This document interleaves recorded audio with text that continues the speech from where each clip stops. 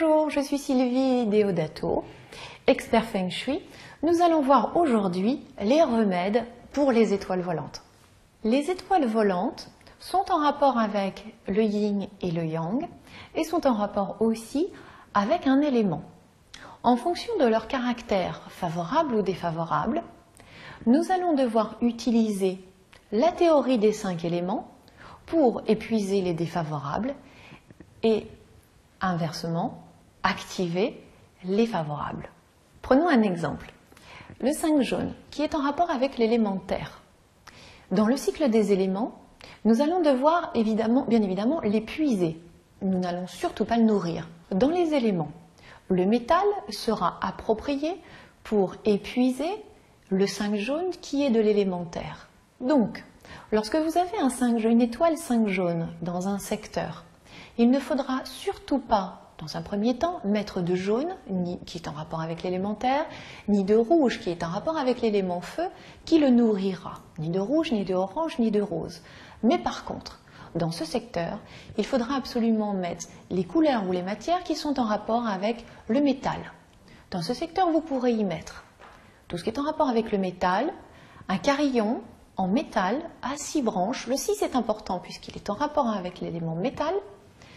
Vous pourrez y mettre 6 boules de pétanque, puisque les boules de pétanque sont du métal lourd, rond, qui est en rapport avec le métal, et argenté.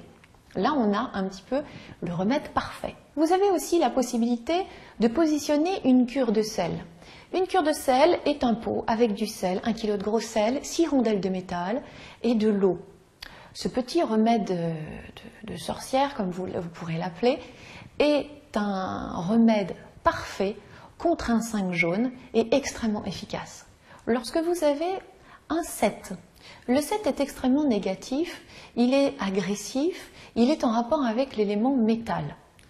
Dans cette configuration, bien évidemment, on fait en sorte que dans ce secteur, il n'y ait pas de métal. Si c'est votre cuisine et que vous avez toutes vos casseroles, essayez de les déplacer un petit peu en fonction de l'endroit qui correspond au secteur. Sinon, pour pouvoir épuiser un 7 métal, il va falloir mettre de l'eau. Mais attention, pas un petit bol d'eau, il va falloir mettre au moins 5 litres d'eau. Mais quelle eau? Est-ce que c'est de l'eau yin ou de l'eau yang? L'eau yin sera des bouteilles d'eau, donc de l'eau stagnante, contrairement à de l'eau yang. Et dans ce cas-là, précisément, il ne faudra pas d'eau yang, il faudra de l'eau yin. Donc 5 bouteilles d'eau suffiront à calmer le 7 un peu agressif, ce qu'on appelle le 7 rouge. Donc maintenant, vous avez un petit peu compris comment remédier aux étoiles volantes par l'intermédiaire de certains remèdes comme de l'eau, des bouteilles d'eau, une cure de sel, un carillon en métal pour du métal ou une fontaine si vous avez besoin de yang à certains moments ou des boules de pétanque.